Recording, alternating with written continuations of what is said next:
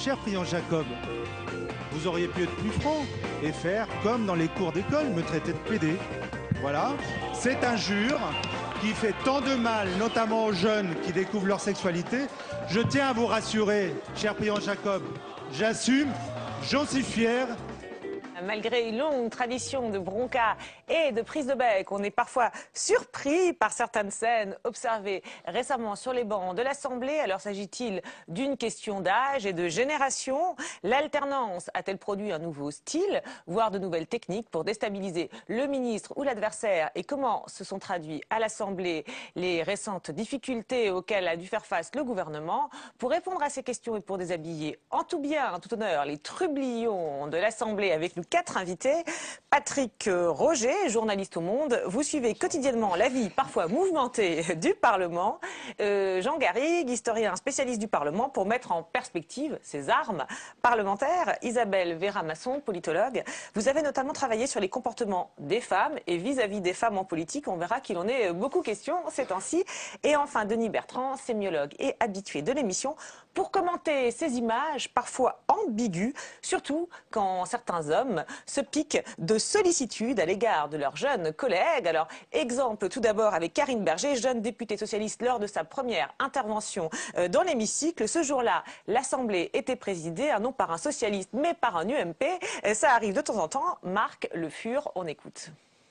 Alors que M. Sauvadet parle de flexi-sécurité, c'est-à-dire qu'il considère que c'est aux salariés de s'adapter ou de disparaître sur le marché du travail, M.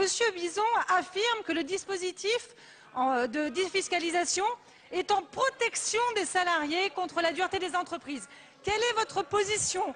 Cet argument, ce dispositif est-il en faveur ou en défaveur des salariés?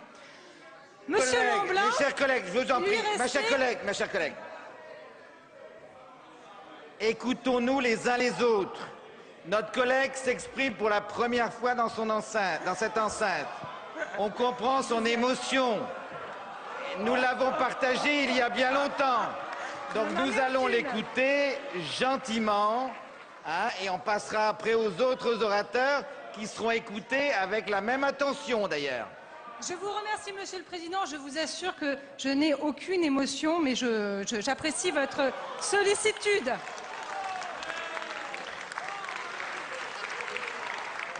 Voilà, et ça s'agite derrière. Alors, beaucoup de sollicitude, mais aussi peut-être un petit clin d'œil complice à ses collègues de l'UMP qui s'agitent, on les entend sur les bancs. Alors ça, c'était au début de la mandature, mais ça s'est reproduit, et notamment récemment, ce chahut, lorsque la ministre déléguée Yamina Benguigui a été mise à rude épreuve lors de sa première réponse, lors des séances de questions au gouvernement. Écoutez. La parole est à Madame Yamina Benguigui, ministre déléguée chargée de la francophonie. S'il vous plaît, s'il vous plaît. Monsieur le Président. Allez. Mesdames et Messieurs les députés, Monsieur le député, Monsieur Jacques Grabal, c'est dans votre circonscription que la langue française est devenue une langue nationale. Cette terre a porté le talent de Jean de La Fontaine, Jean Racine, Alexandre Dumas. Je serai à vos côtés pour faire du château de Villers-Cotterêts la maison de la francophonie. Je défends l'idée d'une langue solidaire, d'une langue égalitaire. C'est au nom de ces valeurs que j'organiserai le premier forum mondial des femmes francophones le 20 mars à Paris.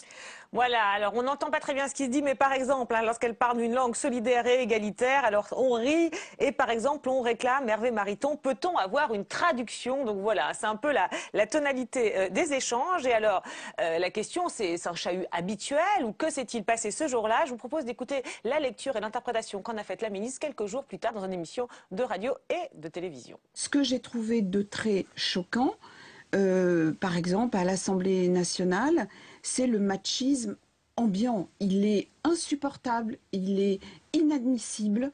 Peu importe, on peut ne pas être d'accord avec, mais on ne peut pas laisser en tout cas mes convictions, les laisser à la porte de l'Assemblée. C'est-à-dire vous allez pour vous exprimer, vous avez l'impression que vous êtes toute nue et que c'est graveleux et on ne peut pas rentrer. Parce que rentrer dans prendre le micro et les insulter de la même manière, c'est pas possible. Donc, en tout cas, j'ai pas encore trouvé. Ça, c'est une grande déception. Voilà, alors pas de doute pour elle, c'est sexiste. Alors, question Isabelle Varamasson, est-ce que ce chahut, selon vous, hein, qu'on observe comme ça, et sur les bancs de l'Assemblée à l'égard des femmes, ministres, comme on l'a vu là, est un chahut sexiste? Est-ce que ce chahut est sexiste? Alors moi, je n'ai pas vu en quoi il était sexiste. Ce qui est vrai, c'est qu'elle paraît très féminine. Elle a les ongles longs et rouges, la coiffure est très apprêtée. On est dans une femme, face à une femme qui a véritablement joue le jeu de la féminité. C'est pas Margaret Thatcher ou Angela Merkel. Enfin, bon, on voit bien qu'elle prend ce risque. Mais dans les réflexions, dans le brouhaha, on n'a pas entendu, en tous les cas, je n'ai pas entendu d'allusion sexiste. Alors, est-ce qu'elle se sert de sa place, sa situation de femme pour se défendre? Est-ce qu'elle a entendu quelque chose que nous n'avons pas entendu? En tous les cas, c'est vrai qu'il y a toujours cette ambiguïté lorsqu'une femme apparaît et qu'elle se positionne en tant que femme d'une manière assez claire. Il y a toujours l'ambiguïté de la réaction des gens. C'est vrai que c'est surprenant. Alors, on va vous faire réagir, on va peut-être Denis Bertrand sur parce que ça a été beaucoup interprété comme des chahuts sexistes, hein, notamment dans la presse. Voilà, lorsqu'on est revenu dessus plusieurs fois. Et puis on va voir d'autres exemples. Mais c'est vrai que sur les comptes rendus de séance, on voit rien à proprement parler sexiste. Hein. Voilà, petite mimique ironique quand il y a Mme Benguigui cite Jean de La Fontaine ou Racine du genre waouh la bonne élève. Voilà, quand elle cite à un moment combien de pères de la première génération. Bon, ironie, mais il n'y a plus de pères aujourd'hui. Il y a que des parents. C'était après le débat entre guillemets mariage pour tous. Donc voilà, c'est vrai qu'on n'a pas nous lu de choses à proprement parler sexistes. Donc la question, Denis Bertrand, enfin, selon vous, c'est de quoi s'agit-il concrètement? Est-ce qu'on peut dire que c'est du bizutage, c'est quoi, c'est du chahut, c'est de la déstabilisation, il y a un peu de sexisme? Comment vous analysez ces images? Je crois d'abord quand même que ce sont des micro-événements qui ne absolument. Ce n'est pas le cœur du débat parlementaire. Qui ne transparaissent pas dans la restitution du débat parlementaire, ou peu, et qui ne transparaissent pas d'ailleurs très fortement à la télévision, parce que les sons sont sélectionnés. Et on ne perçoit pas le chahut, on ne perçoit pas l'ambiance elle-même, je suppose. Enfin, je pense que ça doit être tout à fait différent sur place. Et donc ce sont des micro-événements. Et effectivement, le sens... Mais qui, du coup, peuvent déstabiliser la personne. Oui, bien sûr. Et pourtant, le sens, c'est quand même assez décisif, quoi, parce qu'on perçoit bien à travers ces mimiques, ces petits décodages de signes plus ou moins importants, ou plus ou moins infimes, vestimentaires ou autres, à quel point il y a une tradition relationnelle inscrite dans les meubles, pourrait-on dire. Et que les hommes, les positions, la familiarité avec laquelle les uns s'installent, le ton du discours même, je trouve, montre que certains semblent chez eux. Et qu'il y a une sorte d'appartenance au lieu. Ah d'accord, c'est-à-dire que les hommes qui l'écoutent comme ça, ils sont chez eux. Ils sont chez eux. Et elle n'est pas chez elle. La remarque du président, c'est intéressant. Il disait, vous êtes nouvelle ici, nous on est des habitués, ça fait longtemps qu'on est là, etc. Ce qui était une pique, bien sûr, un petit peu polémique, mais qui était en même temps le signe d'une sorte d'appartenance au lieu. Les hommes sont dans leur lieu. Et c'est comme s'il y avait une éruption tout de même d'éléments un peu étrangers au lieu. Alors un mot, parce qu'on va faire réagir Patrick Roger. Oui, tout de même, je crois qu'il y a une différence entre la première et la deuxième intervention, en ce qui concerne le sexisme. La première intervention, j'ai trouvé que la réaction du président était beaucoup plus sexiste, parce qu'on a retrouvé le vocabulaire classique concernant les femmes. Ce qui n'est pas le cas de la deuxième. Absolument. L'émotion, l'espèce de gentillesse un petit peu surplombante de l'homme sur cette jeune femme, alors qu'elle avait au contraire, donc c'était absolument pas justifié, un discours extrêmement technique, extrêmement tenu, et même si elle a bafouillé, alors là peut-être parce qu'elle était nouvelle, ou parce qu'il y avait beaucoup de cris autour d'elle, elle n'avait aucune raison d'être ramenée à son genre et à sa situation de femme. D'accord, parce que l'émotion, c'est féminin. C'est féminin, c'est bien connu. Voilà. Alors Patrick Roger, justement, c'est vrai que, comme disait Denis Bertrand, ça se voit pas forcément à la télévision, mais vous qui êtes souvent à l'Assemblée, ça s'entend beaucoup plus. Vous les interprétez comment, ces scènes, et que pensez-vous de cette lecture très sexiste qu'on en a fait, parce qu'on parle beaucoup aujourd'hui, hein, c'est marrant, c'est un sujet qui revient, intéressant, le sexisme dans l'hémicycle. Oui, mais parce que c'est une réalité. D'abord, le Parlement, jusqu'en 1945, ça a été un lieu exclusivement masculin. Vieux, ça. Oui, mais n'empêche que ça imprègne ces lieux. Donc maintenant, effectivement, il y a des femmes députées, il y a des femmes sénatrices, mais on a toujours l'impression que elles ne sont pas encore totalement dès lors, du moins reconnues comme telles. Il y a de fait... C'est ce que vous sentez dans ces séquences? Alors, en l'occurrence, particulièrement vis-à-vis de Yamina Benguigui. C'est la seule membre du gouvernement qui n'était pas encore intervenue aux questions. Par ailleurs, elle est toujours considérée, elle, un petit peu comme une étrangère au monde politique. Donc il y a une question effectivement de légitimité. Et on voit effectivement que sa réponse, elle la lit, elle l'avait écrite, elle l'avait travaillée. Mais voilà, on va dire c'est du bizutage classique peut-être. Oui. Alors, tout nouveau membre du gouvernement est plus ou moins soumis à ce bizutage. Et on disait effectivement que les micros d'ambiance ne saisissent pas pour la retransmission en direct ce qui se passe dans l'hémicycle. Mais la première chose que l'on fait pour tous les membres du gouvernement, c'est effectivement leur dire ne vous laissez pas déstabiliser, ne répondez pas aux interpellations de l'hémicycle, parce que justement, le téléspectateur ou la téléspectatrice, eux, ne voilà, il y a un biais pas. parce qu'il ne verra pas le chahut, il vous verra juste vous, gêné, bafouillant, etc. Alors justement, Jean Garrigue, historien, alors vous dites ça a toujours existé. En même temps, on a l'impression que, parce que dans la précédente mandature, les ministres de Nicolas Sarkozy, il y avait beaucoup de femmes aussi, et on n'a pas souvenir d'avoir eu ce genre de chahut, je sais pas, ou ce genre de déstabilisation, alors que c'est notre mémoire qui nous trahit, ou alors c'est un rapport droite-gauche, un rapport différent. J'ai l'impression que votre mémoire vous trahit un petit peu, parce que je pense que ce type de comportement, on l'a dit tout à l'heure, il y a 50 ans d'histoire des femmes, un peu plus, mais il faut s'y habituer, et c'est difficile pour ces hommes.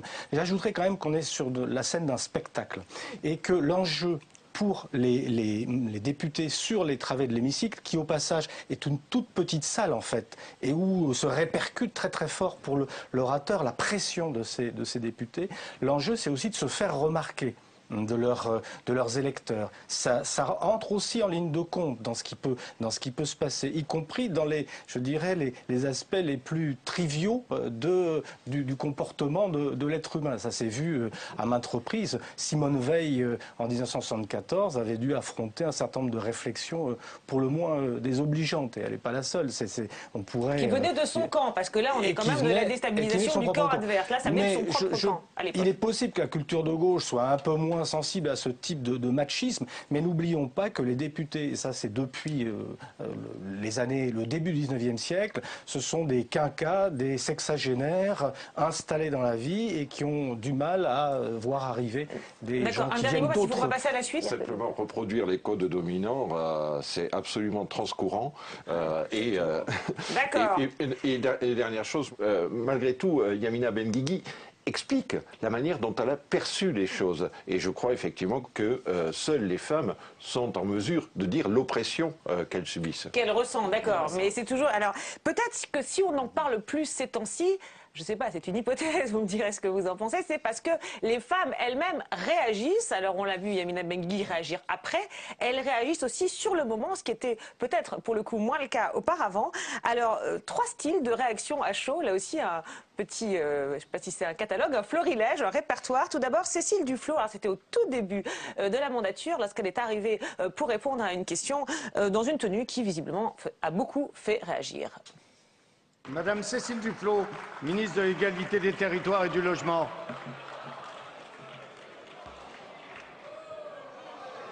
Monsieur le Président, Allez, écoutez. Mesdames et Messieurs les députés, mais surtout Messieurs, visiblement, Monsieur le député Fromentin,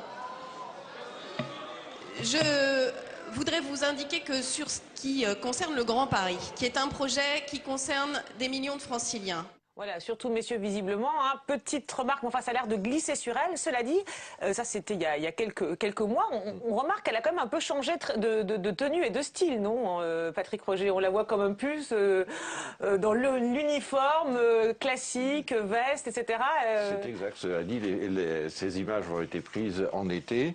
Les beaux jours vont revenir. Rien n'interdit à quiconque de s'habiller de manière estivale. Rien n'interdit, mais peut-être qu'au bout d'un moment, ce genre de réaction, oui, il y a un petit événement esthétique quand même qui est intéressant dans l'image. C'est le mouvement, la façon dont elle se retourne en arrivant en bas de l'hémicycle, et le mouvement que fait la robe à ce moment-là, une corolle. Enfin, il y a un événement esthétique très particulier qui, à mon avis, suscite une émotion, simplement. Indépendamment ou antérieurement au jugement. Le mouvement de la robe, c'est pas tant les fleurs que le mouvement, vous êtes d'accord? Oui, je suis d'accord. Souvenons-nous du scandale que Jack Lang avait provoqué, et là on sort du machisme, lorsqu'il était venu sans cravate, avec son espèce de chemise, son col Mao. Les codes vestimentaires, pour cette classe politique très conservatrice sur bien des aspects, ça compte. On a vu la réaction de Cécile Duflot, petit tacle humoristique. Autre technique, le mauvais point attribué en direct dans l'hémicycle. Ça, c'était choisi par la sénatrice Laurence Rossignol. C'était justement dans le cadre d'un débat houleux sur la parité dans les scrutins locaux. On regarde. Pardon ? Vous pouvez répéter un petit peu plus fort ce que vous venez de dire, monsieur le sénateur. Vous venez de dire, parce que des fois, ce ne serait pas au JO, vous venez de dire à mon propos, pendant que je parlais de la parité, c'est qui cette nana? Je souhaite que soit bien inscrit. Votre nom, s'il vous plaît? Monsieur Sido, je crois que vous avez gagné peut-être ce matin la palme du misogyne beauf de cette Assemblée. Voilà, mon petit sourire, ça n'a pas l'air de lui faire très plaisir de remporter cette palme ce jour-là. Et enfin, dernière technique dont on a beaucoup parlé, celle de Christiane Taubira, dont les performances rhétoriques ont été saluées lors du débat du projet de loi sur le mariage homo. Je vous propose de l'écouter justement là, dans un hommage adressé aux hommes de l'Assemblée. Il y a des choses que ce texte ne pourra pas accomplir. Notamment, il ne supprimera pas les jeux amoureux, ni chez les hétérosexuels, ni chez les homosexuels. Et il restera toujours beaucoup de femmes pour vous regarder, messieurs, pour vous observer, pour essayer de percevoir derrière vos carapaces la tendresse qui parfois vous habite, pour essayer de percer les défauts qui se cachent parfois sous des dehors affables, et pour discerner dans l'entrelac de vos talents et de vos faiblesses si vous êtes capable de tracer des chemins sur la mer, comme écrivait Antonio Machado. Et une fois qu'elles vous auront jaugé, les femmes décideront soit de vous faire languir, soit de vous séduire. Et ce texte n'y pourra rien, vous serez toujours soit en grâce, soit en péril. Voilà, et là, c'est vraiment la femme qui parle. Hein. Alors, on va revenir sur ces différents styles et différentes techniques, mais d'abord, Jean Garrigue, on a l'impression quand même là que ça tourne un peu à la guerre des sexes dans l'hémicycle, non? Oui, ça, je pense que c'est une vraie nouveauté, peut-être de cette législature. C'est que un certain nombre de femmes se sont emparées du féminisme, en fait, et essayent quand même de plaquer, en tout cas d'inscrire ce féminisme dans précisément les enjeux de ce débat parlementaire, d'autant plus qu'il est médiatisé. Donc je pense que ça c'est quand même quelque chose d'assez nouveau, en tout cas beaucoup plus systématique que ça ne l'était auparavant. Pour Christiane Taubira, c'est autre chose. C'est le dernier mohican de la culture humaniste à l'Assemblée nationale. C'est pour moi le dernier grand orateur. Et quand on cherche à faire l'inventaire des grands discours politiques, des grands discours parlementaires de ces 20-30 dernières années, on retourne très souvent sur elle. Oui, alors vous dites donc les femmes se sont emparées, hein, et donc c'est peut-être ça la nouveauté finalement, et c'est peut-être pour ça qu'on en parle davantage, du féminisme dans les styles de réponse. Qu'en pensez-vous, Isabelle Verhamasson? Il ne s'agit pas vraiment d'un discours féministe. C'est là qu'il est intéressant. Des contre-attaques féministes? Non, c'est pas féministe, d'accord. Je ne crois pas. Je dirais que elle assume son genre, et elle parle en tant que Christiane Taubira. Oui, mais les autres?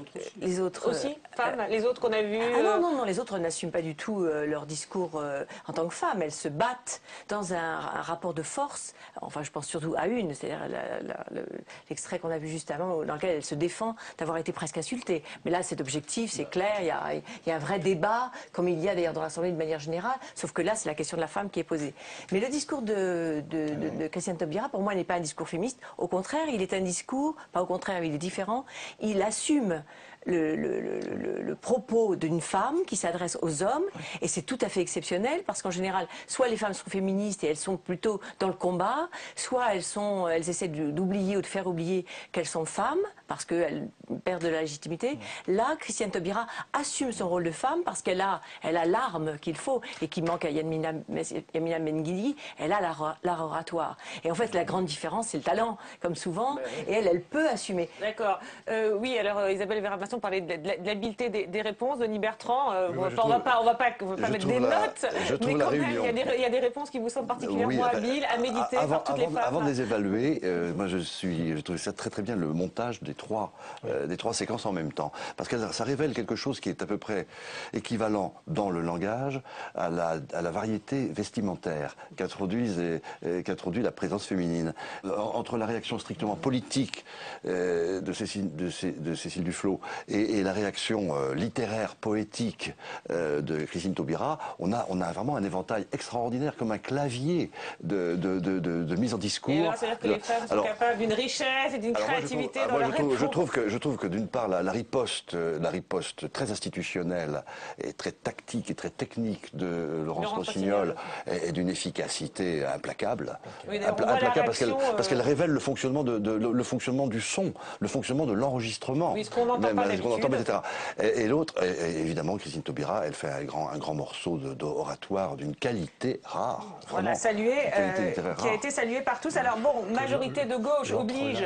On a vu beaucoup de femmes de gauche se défendre contre les hommes de droite, mais on a d'autres exemples. Pour terminer, voilà Valérie Pécresse, donc UMP, qui avait pris la liberté de venir en jean à l'Assemblée pendant les débats sur le texte mariage pour tous, s'était fait critiquer elle aussi en coulisses et puis en on va dire, par son président de groupe Christian Jacob. Je vous propose d'écouter la réponse de Valérie Pécresse le lendemain sur LCI.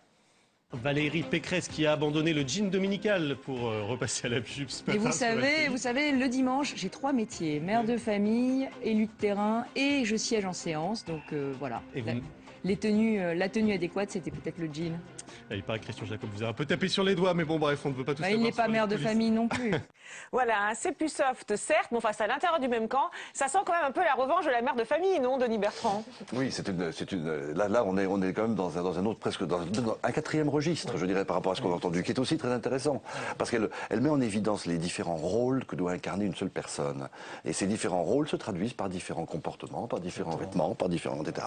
Et donc là aussi, c'est quelque chose de, par rapport au monothématisme, enfin au caractère monolithique, disons, de l'identité du député masculin, il y a quelque chose, là encore, où on explose la diversité et on l'expose. Alors Patrick Auger, il y a quelque chose d'assez politique aussi, peut-être, c'est que les deux étaient très amis, il fut un temps, et très proches de Jean-François Copé, puis il y en a une qui a suivi François Fillon et l'autre qui est restée fidèle à Jean-François Copé. Est-ce qu'il n'y a pas aussi des...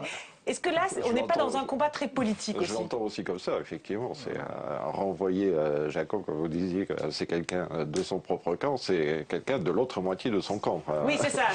Oui. Et donc vous pensez que c'est ça, en fait, derrière? Enfin, moi, j'ai entendu ça aussi, mais...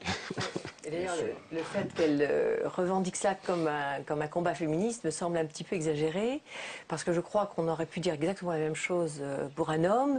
Claude Bosgen s'était fait rabrouer également pour être venu dans l'hémicycle en jean. Et je crois que les hommes peuvent aussi être en jean et s'occuper aussi de leurs enfants le dimanche. Donc, elle a la même tactique que Yasmina Benguigui, c'est-à-dire qu'elle se sert de sa position de femme pour se défendre d'une attaque qui, à mon avis, n'avait pas grand-chose à voir avec le fait qu'elle était une femme. Oui, qui était effectivement une question, ce que vous dites, elle cassait un peu les codes de l'Assemblée en disant les codes. Et puis les combats politiques. Oui, mais c'est intéressant de voir que finalement le féminisme devient une arme à l'intérieur des deux moitiés. Absolument. Qu'à droite comme à gauche, on se sert finalement d'un cette bonne guerre. Du même camp. Alors cela dit, bon, les femmes ne sont pas les seules à se faire chahuter dans l'hémicycle. Les hommes le sont aussi parfois. Et alors là, on a aussi observé des types de réactions assez différentes ces derniers temps, notamment lors des fameuses questions au gouvernement. Certains ont réagi assez violemment. Et là, la palme de la virulence, on va dire, peut être attribuée à Manuel Valls, qui n'a pas hésité à mettre en boîte quelques sénateurs un peu trop insistants. Petit florilège. Je veux bien que vous m'interpelliez de la manière la plus précise, et vous me demandiez de vous répondre sur les questions liées au découpage. Je ne le ferai pas. Permettez-moi de vous dire que je réserverai sur ce sujet-là d'abord mes réponses à l'Assemblée nationale et nous reviendrons sur ce sujet-là plus tard. On ne peut pas avoir, monsieur le sénateur, le beurre, l'argent du beurre et le sourire du ministre en plus. Voilà, mais le sourire du ministre, eh bien, on l'a pas toujours à l'Assemblée nationale non plus, puisque Manuel Valls avait même, on s'en souvient, provoqué un incident de séance il y a quelques temps, quelques semaines, lorsqu'il avait accusé la droite d'être responsable du retour du terrorisme. On écoute. L'hémicycle en surchauffe cet après-midi. Après avoir été pris à partie par la droite sur les chiffres de la délinquance, Manuel Valls pique son coup de gueule. C'est vous qui avez échoué et les Français aujourd'hui payent 10 ans d'une politique de sécurité. Faites de lois qui n'ont servi à rien, qui n'ont pas été appliquées. Les sbroufs, c'est vous. Les chèques, c'est vous. La hausse de la délinquance, c'est vous. Les suppressions de postes de policiers et de gendarmes, c'est vous. Le retour du terrorisme dans ce pays, c'est vous. N'en jetez plus, la droite a fini par quitter l'hémicycle en déclenchant une nouvelle suspension de séance. Voilà, et on voit un magnifique avion en papier voler au premier plan. Mais alors, au-delà du chahut, sa stratégie très offensive, alors on n'ose pas dire virile, hein, parce que bon, mais enfin très offensive, contraste avec l'attitude adoptée par Jean-Marc Ayrault lors d'un autre moment très critique. Je vous propose de regarder. Pour la droite parlementaire, c'était l'occasion à saisir. Pouvoir bousculer Jean-Marc Ayrault lors des questions au gouvernement, le tacler sur son couac. Les Français espéraient une équipe de France. Ils ont le sentiment d'avoir affaire à une équipe d'amateurs. Ils ont le sentiment que l'entraîneur n'est pas à la hauteur et qu'il y a également un problème du côté du manager. Dans la matinée, le Premier ministre a annoncé que la loi sur le logement allait être censurée par le Conseil constitutionnel avant que la décision ne soit rendue. Une faute avouée, le visage crispé. Il est vrai que tous les conseils juridiques du gouvernement m'indiquent que cette annulation est possible. Mais elle n'a pas été décidée, vous avez parfaitement raison. On ne sait jamais, je me suis peut-être trompé en anticipant un peu. Peut-être que le Conseil constitutionnel, par ses décisions rendues cet après-midi, nous annoncera une bonne nouvelle. Alors finalement, le Conseil constitutionnel a bien retoqué le texte, hein, donc on voit bien que c'est un moment un petit peu compliqué parce qu'on n'annonce pas comme ça une décision avant l'heure. Mais alors ce qui est surprenant, c'est que le commentaire du reportage dit la mine crispée. Ben, nous, en le voyant, on a plutôt trouvé qu'il prenait ça avec flegme et zen, et ça nous a presque surpris cette attitude. Finalement, il est dans un moment très difficile, critique, il a un peu commis une bévue, visiblement, enfin on pourrait penser, et puis il est là, extrêmement flegmatique. Que pensez-vous de cette attitude, Patrick Roger? C'est la faute des commentateurs. Non, mais il faut faire attention. Aujourd'hui, on est dans cette information en continu, les chaînes d'information en continu et l'environnement des réseaux sociaux. Et donc, tout est immédiatement disséqué, surinterprété, etc. D'autant plus qu'il faut alimenter la machine.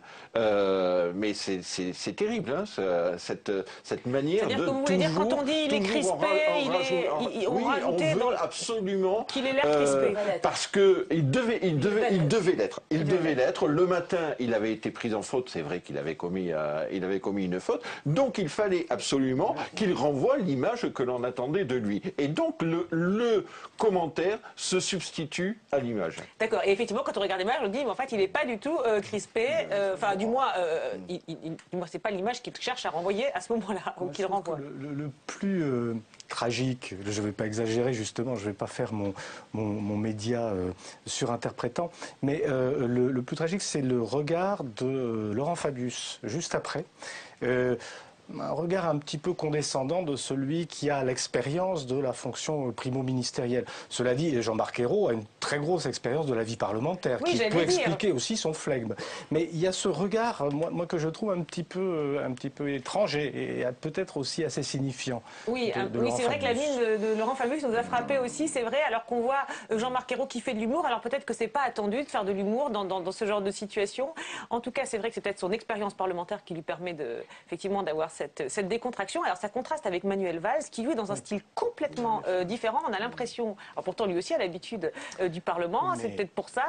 Le positionnement n'est pas le même entre un Premier ministre qui doit calmer le jeu et un ministre de l'Intérieur qui doit aussi exister. hein, et se faire entendre comme une des voix de la majorité. Je pense que là, il y a une des clés. Alors peut-être que la clé réside-t-elle aussi dans la personnalité de Manuel Valls, mais je pense qu'on est dans des positionnements politiques très différents et qui expliquent peut-être ces réactions. D'accord, et parce que c'est vrai qu'on a l'impression que la stratégie et que le positionnement de Manuel Valls, en regardant comme ça des séries de réponses à des questions au gouvernement, on a l'impression... Rhétorique hollandiste. Hollandiste. Ben oui, puisque moi, là, il dit vous. C'est la rhétorique. Déjà, c'est l'anaphore classique, oratoire et de confrontation. Oui, c'est vous qui êtes responsable de ci, c'est vous qui êtes responsable de ça, et puis finit par déraper en disant c'est vous qui êtes responsable du terrorisme. C'est une toute autre relation, bien sûr, avec l'auditoire que l'un et l'autre mettent en scène. C'est-à-dire que Manuel Valls met une relation conflictuelle de confrontation et de provocation, alors que, au contraire, le Premier ministre, moi je dirais que la valeur qu'il construit là, c'est le Premier ministre, enfin Jean-Marc Ayrault, c'est l'honnêteté. Au fond, il met en scène l'honnêteté. Oui. Et Manuel Valls met quoi en scène? Manuel Valls, il met le torero. Enfin, il met le torero. On dit pas, c'est pas parce qu'il est espagnol du tout, d'origine espagnole. Patrick Roger, alors quand même, à force, elle a quand même conduit à ce, entre guillemets, dérapage, hein, puisqu'effectivement, il accuse la droite d'être responsable du retour du terrorisme. Et d'ailleurs, il a dû un peu faire machine arrière, hein, sans s'excuser. Il a regretté en disant, voilà, dans le chaudron de l'Assemblée nationale, on peut être emporté par le verbe. Je le regrette. Est-ce qu'il a été... C'est étonnant quand même, emporté par son énumération. Alors, c'est pour ça, c'est intéressant, parce que moi je me rappelle très très bien cet après-midi-là. Alors, ce qu'on n'entend pas dans encore, des choses qu'on n'entend pas. Exactement, c'est à quel point, avant même qu'il intervienne, et c'était pas sa première intervention d'ailleurs, question, il était... porté par le groupe socialiste. Il intervient une première fois, une deuxième fois, chaque fois ce sont des acclamations, et là on voit il arrive un petit peu comme un coq gonflé par les applaudissements absolument de sa cour, et c'est là effectivement que l'incident se produit. Et on le sentait venir, parce qu'il se sentait plus, très clairement. Ah ouais, absolument. Et résultat des courses, à l'arrivée, pouf, sortie de piste. Voilà, sortie de piste, parce qu'effectivement, ça se fait pas comme ça d'accuser le camp adverse d'être responsable du retour du terroriste. Vraiment, il y a un minimum de solidarité, on le rappelle. Alors, normalement, il faut quand même dire que ce théâtre est quand même un arbitre, voilà.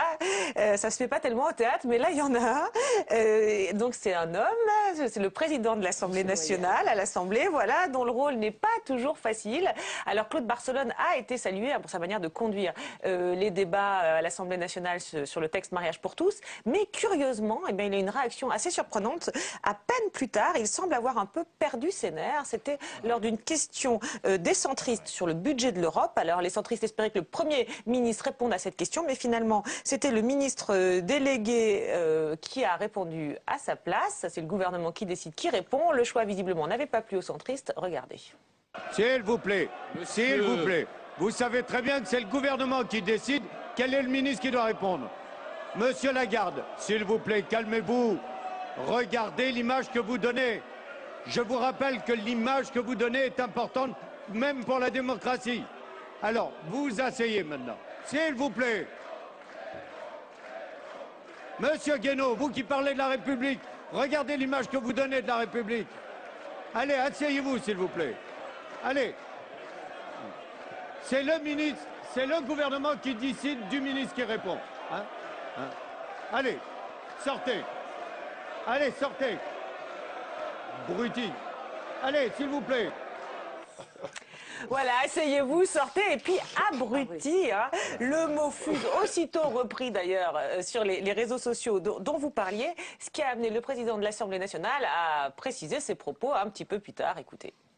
Je dois vous dire que si j'employais cette expression, elle me qualifiait, comme disait Maupassant, Guy de Maupassant, j'étais abruti de souffrance et de méconnaissance. Je crois que c'était son expression, parce qu'à la fois, je ne comprenais pas cette réaction compte tenu du nombre de fois où le Premier ministre précédent ne répondait pas forcément au président de groupe, et je ne suis pas certain que nous ayons intérêt à donner de notre hémicycle et de ce que nous représentons l'image que nous avons donnée.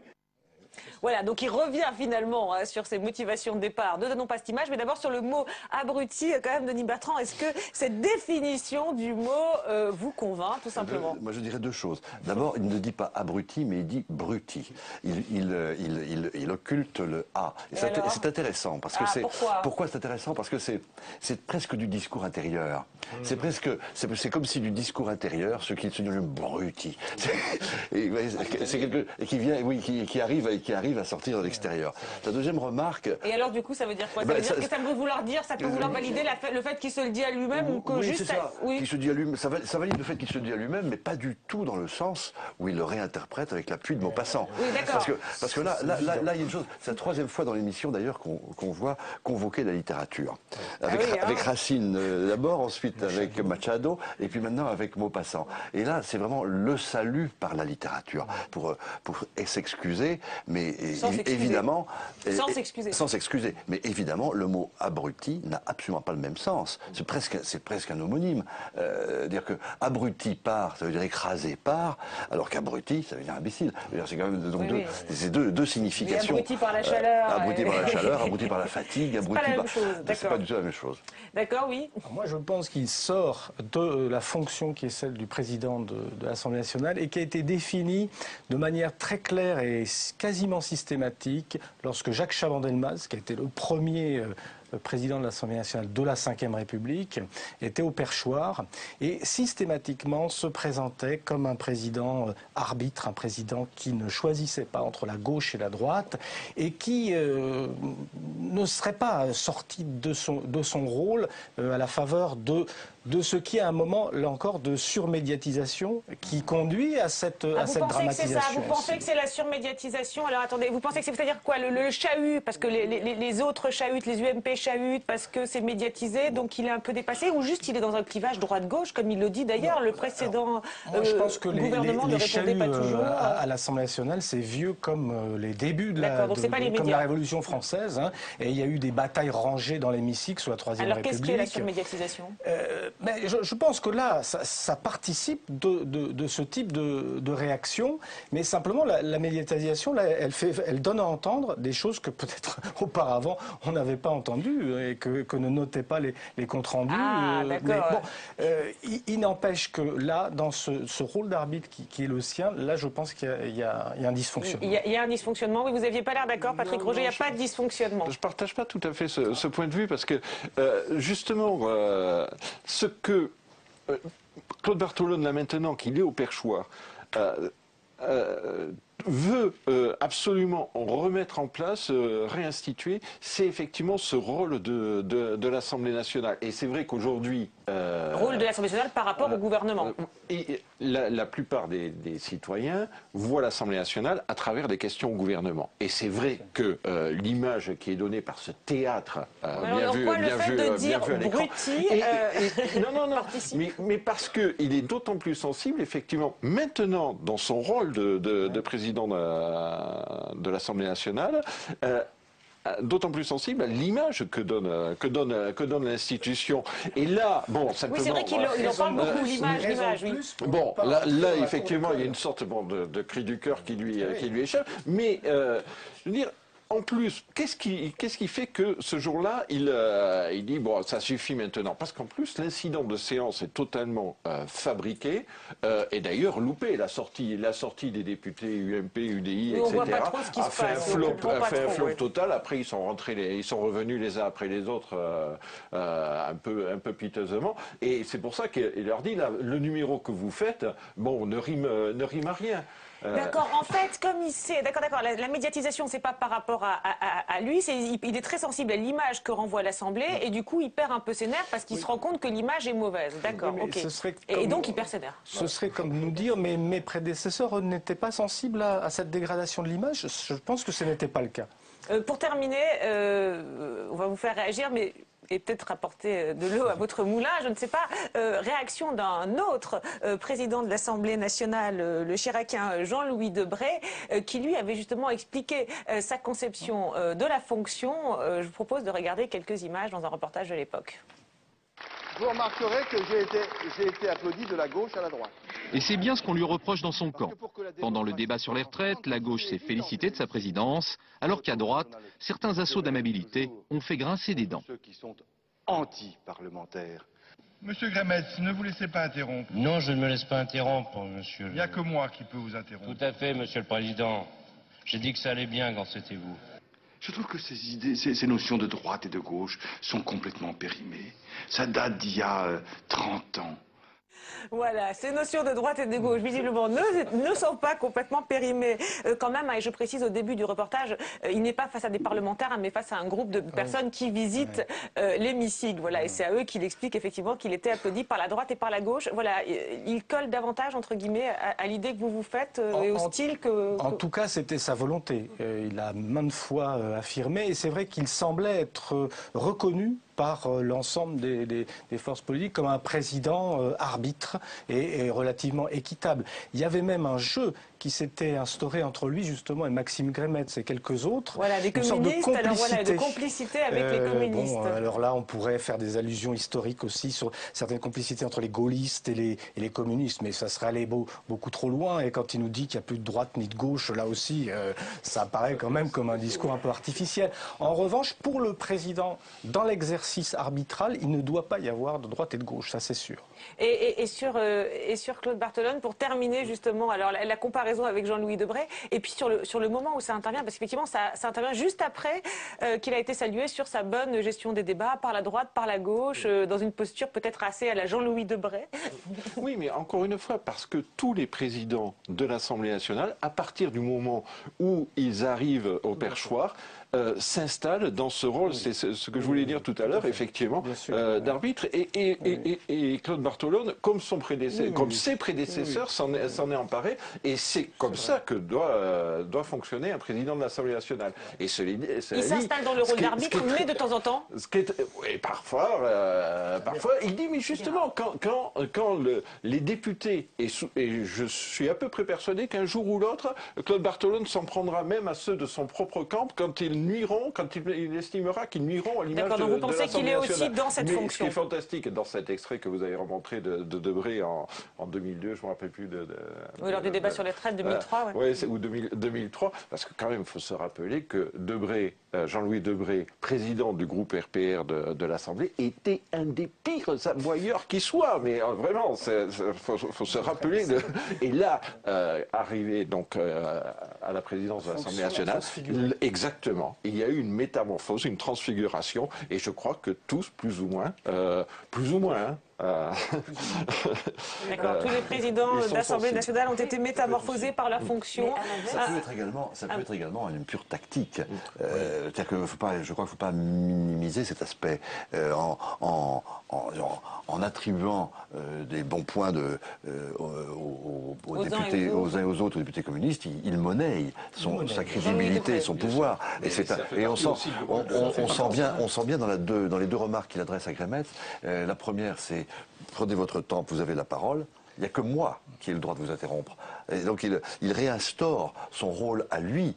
Et on voit bien que c'est une sorte de contrôle monnayé, moi je dirais, et tactique, plutôt qu'une sorte de position neutre transcendante. Enfin. Parce que sinon, Maxime Grémetz était capable de faire des heures et des heures d'obstruction. Voilà. Et c'est comme ça, effectivement, que devrait parvenir le pouvoir du président de l'Assemblée nationale, comme je vais affirmer moi aussi mon pouvoir sur ce plateau, en vous disant que nous sommes arrivés au terme de l'émission, que je vous remercie tous les quatre pour vos analyses et que je remercie également Marie Lebon et Quentin Calmet qui se sont levés tôt pour m'aider à préparer cette émission. Et merci aussi à Estelle Boileau et Brigitte Sandot qui se sont couchés tard pour la montée. On se retrouve la semaine prochaine à l'antenne et tous les jours sur le site de Public Sénat pour voir et revoir tous les déshabillés en ligne. C'est l'histoire d'abruti, là. À qui s'est adressé? Il dit, c'est vraiment du discours de... Je me demande si c'est pas passé quelque chose. Quand il dit abruti, on a l'impression qu'il désigne quelqu'un. Parce que là, il voyait bien qu'il faisait un cirque, encore une fois, totalement surfait, surfabriqué. Et du coup... Je suis d'accord avec vous, abruti n'est pas dans le registre du cirque. On pourrait dire bande de clowns. C'est quelqu'un qui a fait ça. Pour moi,